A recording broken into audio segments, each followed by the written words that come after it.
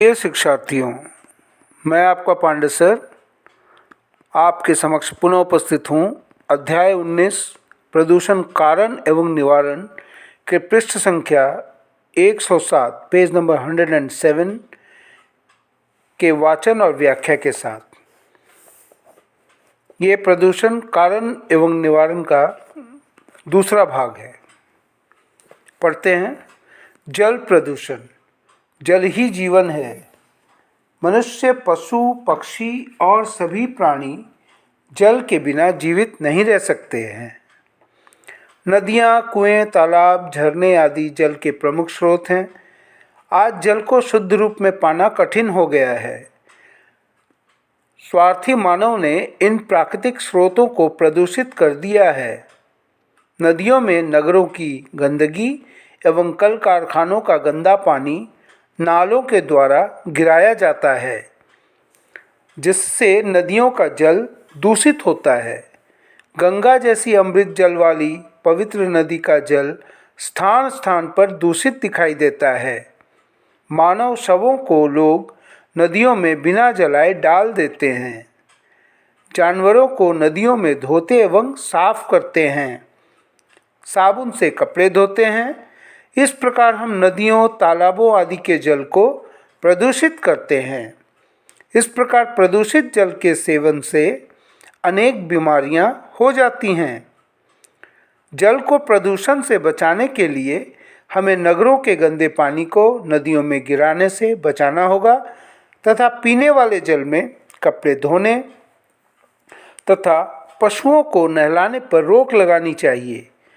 कुओं के जल को प्रदूषण से बचाने के लिए इन्हें ढकने की व्यवस्था करनी चाहिए। अब समझते हैं जल प्रदूषण क्या है। हम जानते हैं कि जल ही जीवन है। सभी लोग जल पर निर्भर हैं। कोई भी प्राणी जल के बिना जीवित नहीं रह सकता। और जल मिलता कहाँ से है? नदियाँ, कुएं, तालाब, झरने, ये जल के स्रोत हैं। लेकिन आज जल को शुद्ध रूप में पाना कठिन हो गया है, क्योंकि हम मानव जो बहुत स्वार्थी हो गए हैं, हम लोगों ने इस जल के प्राकृतिक स्रोत जो हैं, कुएं, तालाब, झरने, इनको हम लोगों ने प्रदूषित कर दिया है, मतलब गंदा कर दिया है। होता क्या है, नदियों में जो शहरों का गंदगी है, कल कारखानों का गंदा पानी है, ये सब नालों में के द्वारा नदी में पहुंच जाता है। नदियों का पानी गंदा हो जाता है। फिर गंगा जैसी नदी, ये देखो गंगा नदी जो चाकदा से बहती है, ये भी जगह जगह पर गंदे पानी को ले लेती है, तो ये दूषित हो जाती है। लोग कैसे दूषित करते हैं? जो लोग मर जाते हैं उनको भी नदियों में डाल दिया जाता है। जानवरों को नदियों में नहलाते हैं, साफ करते हैं, साबुन से कपड़े धोते हैं। इस प्रकार नदी का जल दूषित होता है। और इसी प्रदूषित जल को पीने से या नहाने से इसमें हमें बीमारियां होती है। इसके लिए हमें क्या करना होगा? नगरों के जो गंदे पानी है उनको नदियों में गिरने से बचाना होगा। दूसरे ढंग से उसका ट्रीटमेंट करना होगा। पीने वाले जल को, जल में कपड़ा नहीं धोना है, पशुओं को नहीं नहलाया जाए। कुओं में जो जल है उसको ढक कर रखने की ज़रूरत है, तब जल का प्रदूषण रुक सकता है। वायु प्रदूषण। आगे पढ़ते हैं। वायु के अभाव में भी कोई प्राणी जीवित नहीं रह सकता। शुद्ध वायु में ही हम सांस लेते हैं, लेकिन वर्तमान समय में नगरों में मोटर गाड़ियों से निकले विषैले धुएं, कल कारखानों की चिमनियों से निकलने वाले धुएं आदि से वायुमंडल में ऑक्सीजन की कमी हो रही है।